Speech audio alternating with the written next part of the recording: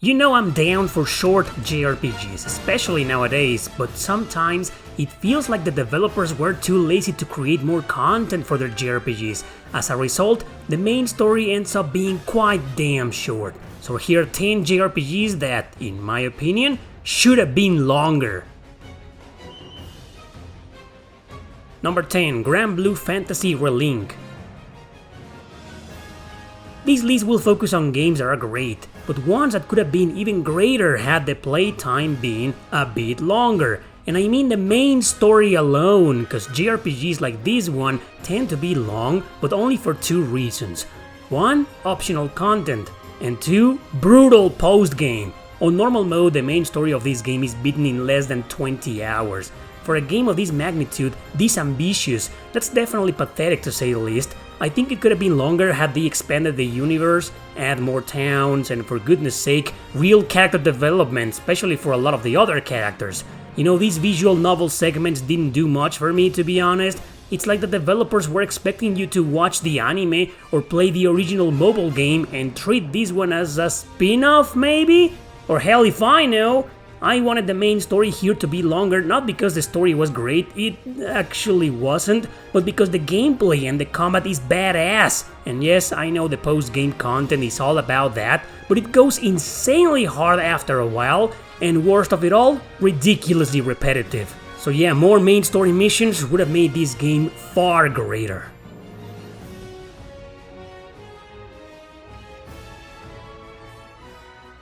Number 9. Astral Chain.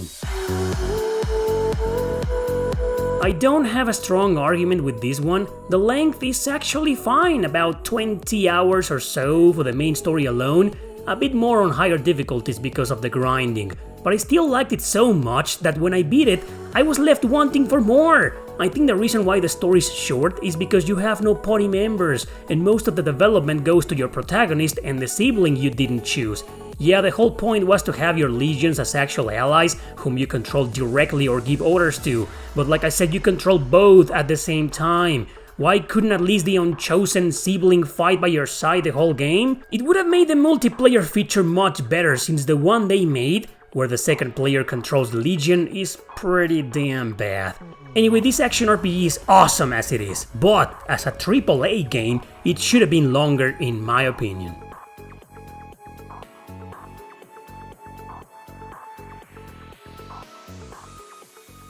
Number 8. Ark the Lad.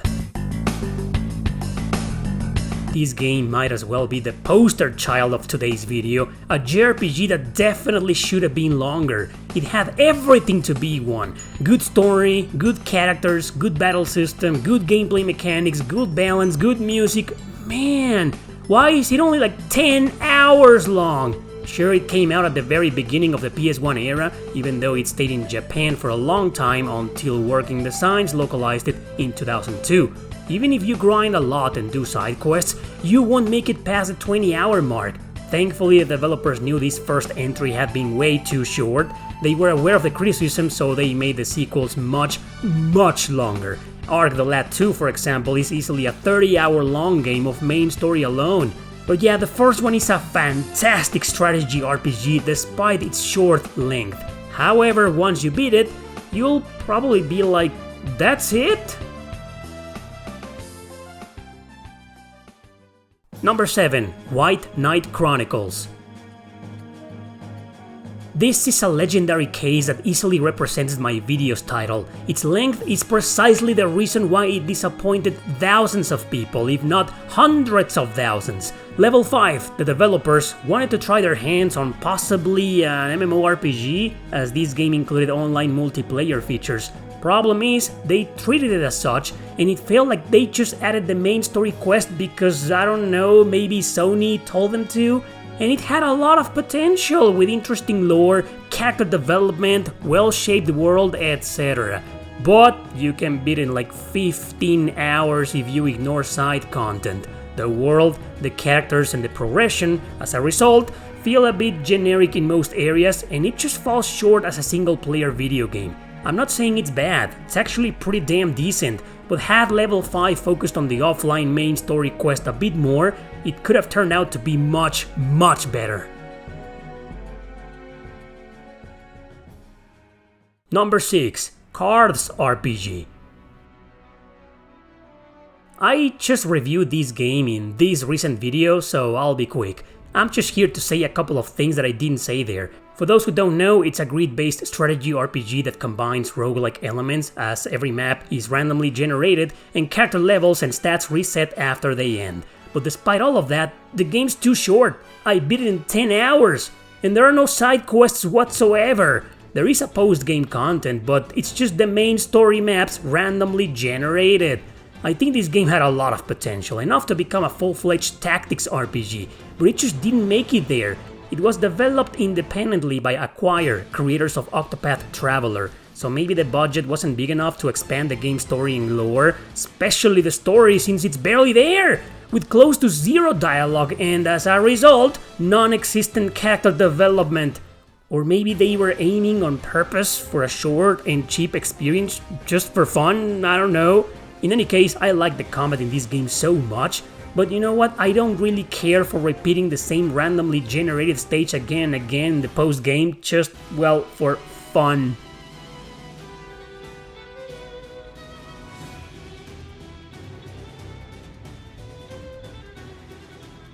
Number 4. Ys Memories of Celceta. This is a full remake of the original Ys 4 versions that never left Japan. It is the true Ys 4 canon according to the developers themselves. It followed the same formula seen on Ys 7, with fast-paced combat but also with playable party members, each being strong against certain types of enemies. The dungeons are long, with extended areas, puzzles, and a world that's certainly expansive. In fact, one of the primary objectives of the game is to explore it. But if you stick to the main story on normal mode, you'll barely pass 20 hours. Well, that's not bad for an Ys game, to be honest. I could excuse this game like Astral Chain from being in the video, and with it being a remake of a retro game, there wasn't much they could do with the story. The same thing can be applied to The Oath in Felghana, but this action RPG was released on PS Vita, Steam, and later on PS4.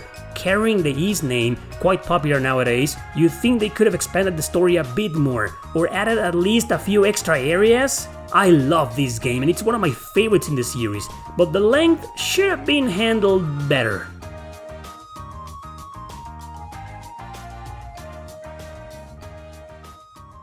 Number 4. Suikoden.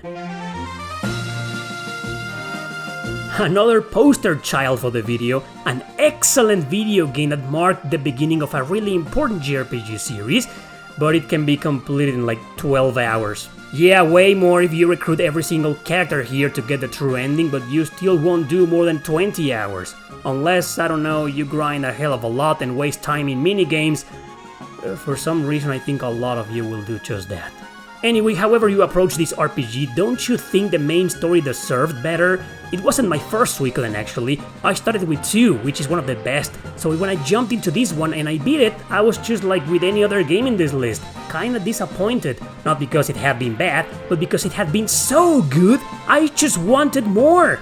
I know Konami was just testing the waters with this game, early in the PS1 era, but by then, many other JRPGs were between 20 and 30 hours long for the main story alone. I just don't understand why this couldn't be one of those.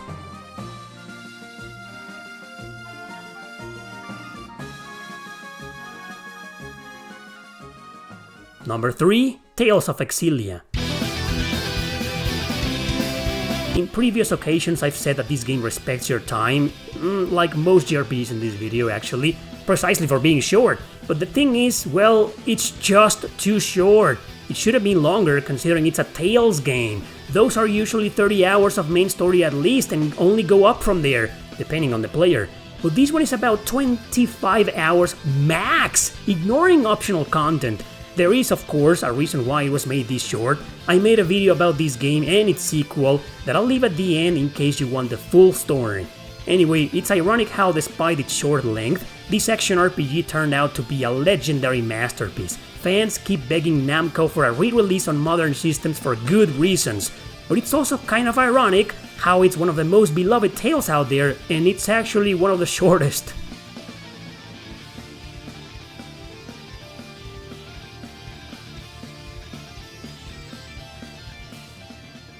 Number 2. NieR Replicant. this is a remake or a remaster or both, heck if I know since Square Enix never clarified it, of the original PS3 Xbox 360 game. Except they remade the Japanese version that stars a younger protagonist, known as Brother NieR. I still like Father NieR more. Anyway, original versions had a main story that lasted for about 15 to 17 hours total, maybe 20 hours, but that's a stretch. Too short, but still satisfying in my opinion. So when this remakester or whatever happened, obviously I, like many of you, was expecting more, right? Nope! It's still a 15 to 20 hour long game. Well, sure, do side quests, grind, new game plus, different endings, and playtime will drastically increase, but why is the main story this short? Probably because there's only development for 3 characters, I don't know. You know how I feel about these games, so naturally I wanted more since it's excellent, especially this version in terms of gameplay, and it did add a few extra scenes and missions, but they didn't exactly help to increase the length that much, and don't give me the multiple endings argument. I left a lot of short JRPGs out of this video because the whole point is to do multiple playthroughs to get different routes and endings. Yes, this game is no different, just like NieR Automata, which should kinda be in this list as well. But those other games offered a lot more story and content in their different routes and endings, other than the repetitive nature of these or Automata, making you go through almost the exact same events, missions, bosses, etc. again and again and again.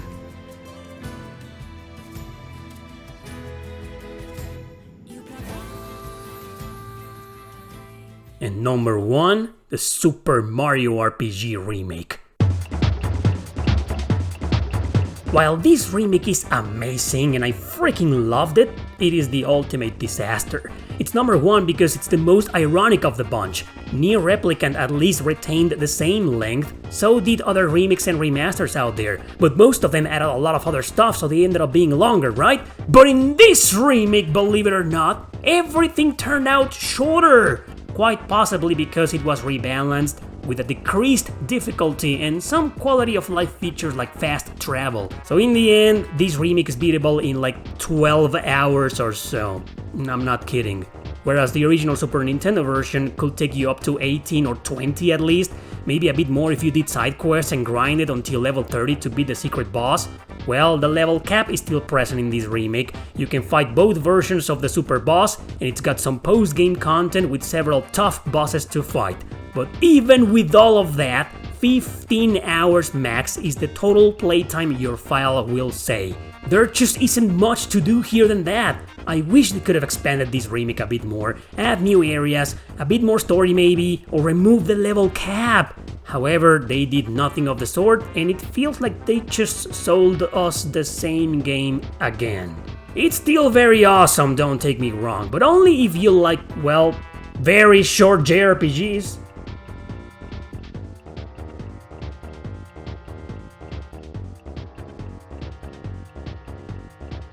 So those were some fantastic JRPGs that, well, despite being fantastic, should have been longer. They could have been even more fantastic, right? What do you think? Anyway, thanks for watching, don't forget to subscribe and share this video with your friends. See you next time!